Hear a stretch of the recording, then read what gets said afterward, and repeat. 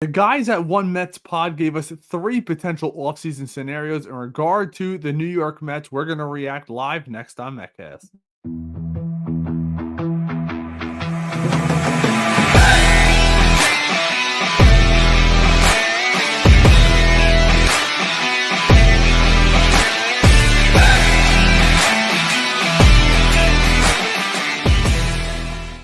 Welcome back, friends. As always, I am Rain. If you like our content, we humbly ask you to like and subscribe.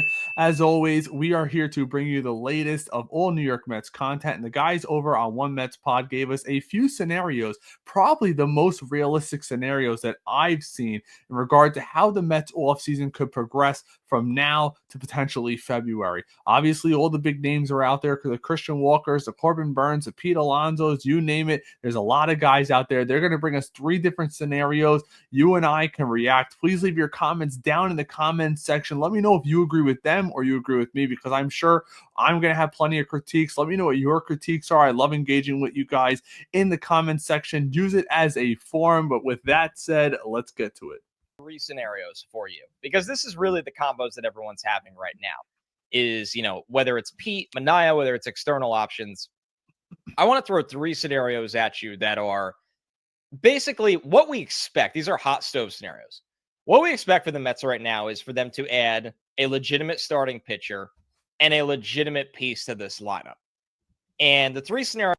And I would also like to add that I would like to see a legitimate bullpen piece added as well. I would like to see Ryan Stanek brought back, and I would like to see us somehow acquire a high-end reliever. Because at the end of the day, a lot of Met fans are penciling in Clay Holmes as a potential bullpen piece. He's going to be given every single opportunity there is to start in this rotation. You heard during his press conference yesterday, that is his goal. He's even working out with some pitchers that in this offseason that already have made that transition. A lot of these guys are looking to guys like Seth Lugo, who set the standard, a former New York Met who went on to become a very successful Cy Young caliber type pitcher. So that's another player that I would like to see the Mets add to this rotation and this pitching staff. Scenarios I have are all entirely different.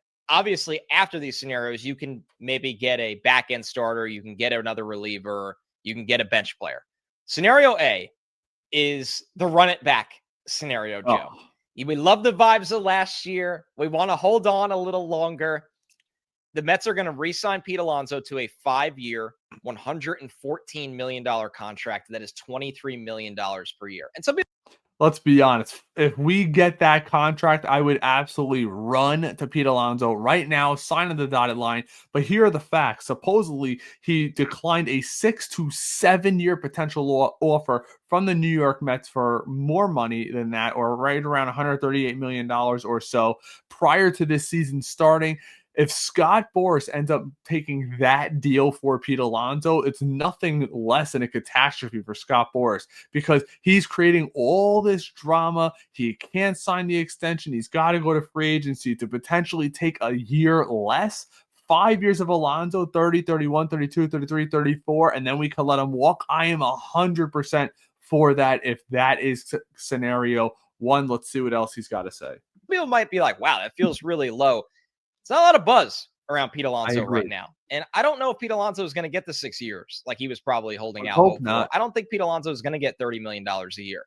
So I projected a 5-year 100. Olsen's in the low 20s. How is Pete Alonso, who's not as good as Olsen, let's call a spade, and Alonso's also a lot older than he is, going to command the same money? It doesn't make any sense to me. $14 million contract here.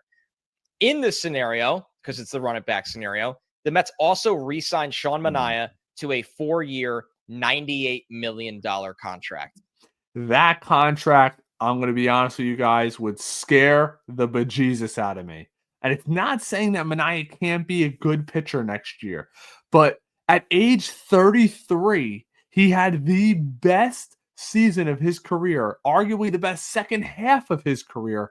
And now you're going to give him $100 million based off of that for age 34, 33, 34, 35, 36. And you're going to ask him not to fall off, paying him $24.25 million a year. To me, that's a massive risk. And a risk that I don't think the Mets can take. I'm just going to be honest with you guys. I know a lot of people are going to disagree with me. Let me know down in the comments. But Sean Manaea, are we convinced this is what he is? No one can convince me of that. And to think that he's not going to lose velocity a little bit here or there as he progresses into his mid to late 30s, that would just be ignorant. I don't. You want to tell me you're going to give him 3 years?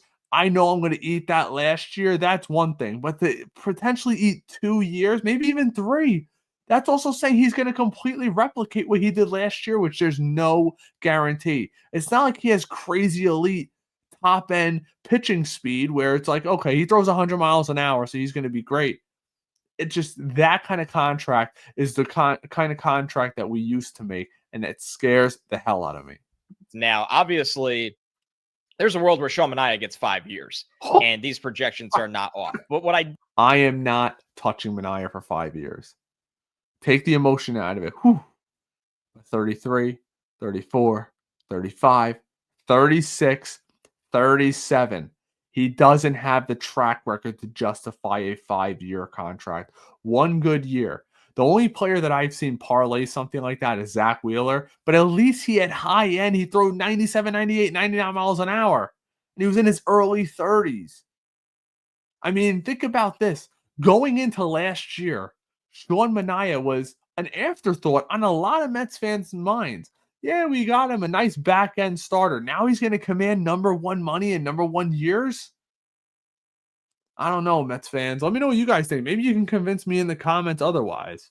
did was in all these scenarios, I kept them somewhat realistic, parallel to each other, where there's not one guy, oh, we didn't see that coming. Like Max Fried getting 8 years, right? These are all realistic with one another. So that brings me to scenario B, which is the one side, one sign, one trade scenario.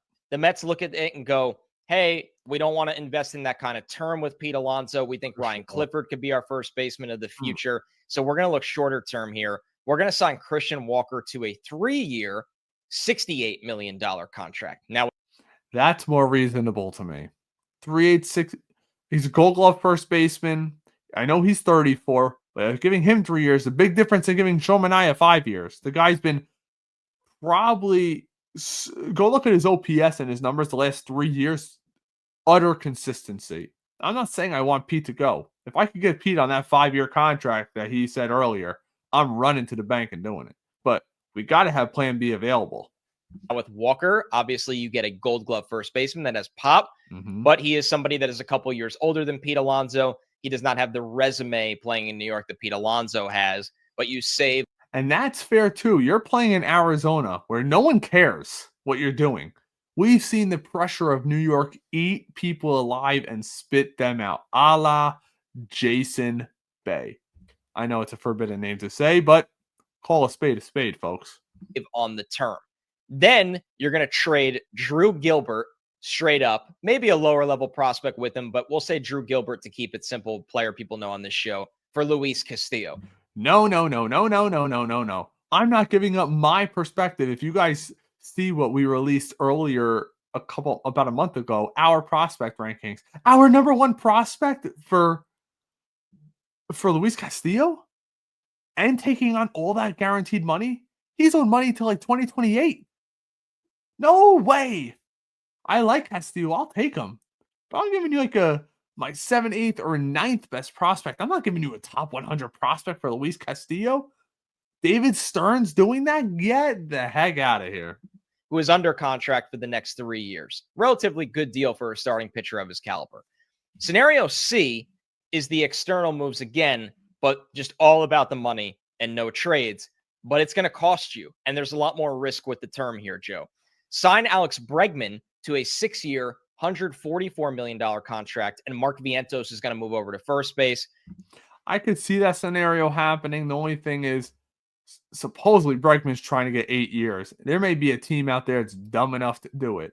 I mean, you saw earlier today that the Houston Astros were blocked from acquiring Nolan Arenado. Supposedly those talks were deep in depth, and Arenado said, there's no way I'm going to play in Houston. So I think even with Houston, take Bregman off the board. Why would Bregman want to return there? You just traded Kyle Tucker. You're losing all these guys left and right. You're clearly not going to contend next year. Bregman probably wants to win. So I could see Boston getting involved, the Mets getting involved, obviously the Yankees. Look at a couple teams potentially out west in the National League to potentially get involved. Maybe Seattle sticks their head in there because I know they're trying to shed that Castillo salary, but they've been linked to Pete Alonso. So who knows where they would be in regard to that.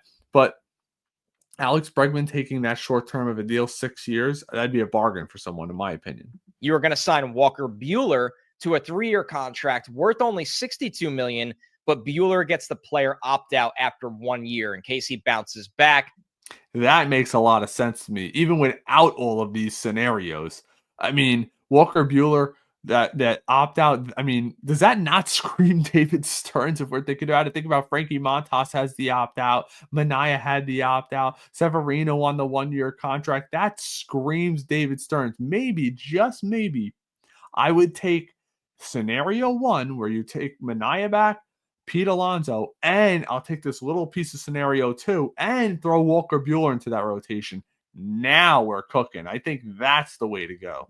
And then he can go get his 5+ year deal after that. So I want you to rank these scenarios for me and what you like. So that's what they had. Those are their scenarios. If it's me, I'm going scenario 1 based off of that. Christian Walker's a nice player, but I hate to say it, I'm an emotional guy. I got a little daughter. I love Pete Alonso.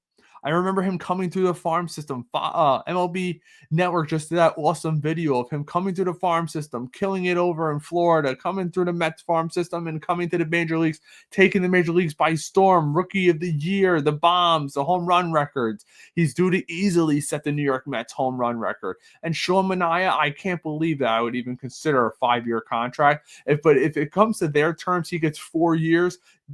Steve Cohen's the kind of owner that would eat the back end of that contract. And Walker Buehler on a 1-year bounce back deal is all the incentives Buehler needs. You bring him in here, you allow him to pitch. If he stinks, you're kind of stuck with him a little bit there. But if he's great and he has all the incentives to want to be great, just like Frankie Montas, they could both go hit free agency at the end of the year, and the Mets could revisit this situation at the end of the season. What this also does for us too, bringing in Sean Manaea and Walker Buehler, if you want to do that 6-man rotation off the bat, it allows us to really evaluate Clay Holmes, because if it's not working out as a starter, because obviously there's no guarantee that it's going to work out as a starter, you could shift him to the bullpen and you still have your pieces. Remember last year, we used a lot of pieces. You have to have a lot of minor league depth. We've seen the Mets signing a ton of guys throughout the minor leagues to those depth positions, but it's time to really strike while the iron's hot. I do not want to wait till February for Alonso. I think it might be that time where you say, here's my deal, this is what we're offering, and if you don't accept it, we're out. We understand you're involved with the Cubs, with the Yankees, with all these other teams. We want you to be a Met. What's it going to take?